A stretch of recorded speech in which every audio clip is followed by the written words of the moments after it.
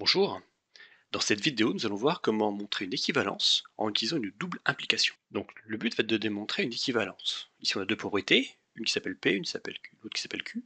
Et le but c'est de montrer qu'une propriété P est vraie si et seulement si la propriété Q est vraie. Donc c'est ça une équivalence. Pour démontrer cette équivalence, l'idée ça va être de montrer en deux temps. D'abord montrer l'implication que si P est vrai alors Q est vrai, donc c'est cette implication là. Et puis après montrer sa réciproque, si Q est vrai alors P est vrai. D'où le symbole de l'équivalence avec les doubles flèches pour dire que on peut aller de P vers Q vers la droite, on peut aussi aller de Q vers P vers la gauche.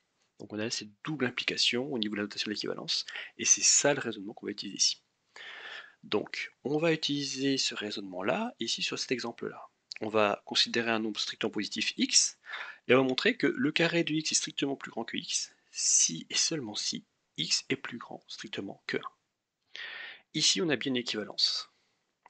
Pour démontrer donc cette équivalence, on va procéder par une double implication. Donc d'abord montrer un sens, puis l'autre.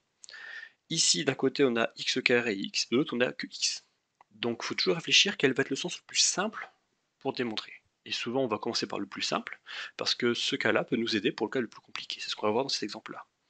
Ici, comme on a x carré, l'autre, on a seulement x, on va partir de x plus grand que 1 pour essayer de démontrer que le x carré va être plus grand que x. Donc on va montrer ici le sens réciproque par rapport à l'équivalence qui est ici. On va d'abord montrer ce sens-là. Donc si x est plus grand que 1, montrons le résultat. Donc si x est plus grand que 1, à ce moment-là on peut multiplier par x chacun des membres, comme x est positif, donc plus grand que 1, forcément l'ordre est conservé. Ça signifie donc que x carré est plus grand que x strictement, dans ce cas-là. On a donc bien démontré l'implication x supérieur à 1 entraîne x carré supérieur à x. Maintenant il nous reste le sens réciproque, c'est ça la deuxième étape. Donc on doit montrer que si x carré est plus grand que x, alors x est plus grand que 1. On a vu précédemment que ce sens-là était plus compliqué, c'est la raison pour laquelle on le traite en deuxième. Et que le sens inverse, partir de x à x carré, est plus simple. Mais ce qu'on a vu aussi comme raisonnement, c'est la contraposée.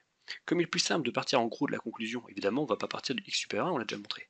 On va utiliser la contraposée, c'est-à-dire on va partir du contraire, de la négation de la conclusion, et on va montrer que si on part de la négation de la conclusion, on aboutira à la négation de l'hypothèse ici. Donc c'est la raison pour laquelle on va regarder c'est quoi la négation de x strictement plus grand que 1.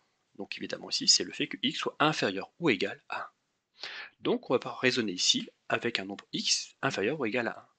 Sauf que je rappelle qu'on ne considère ici que des nombres x strictement positifs. Donc on sait qu'on a x strictement positif et plus petit ou égal à 1.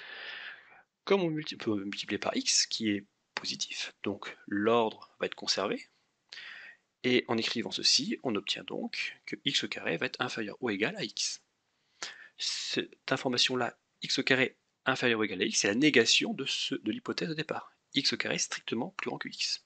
Donc ce qu'on a réussi à montrer, c'est que quand on a un nombre x positif, le contraire de x supérieur à 1 entraîne, enfin la négation de x supérieur à 1 entraîne la négation de x carré plus grand que x.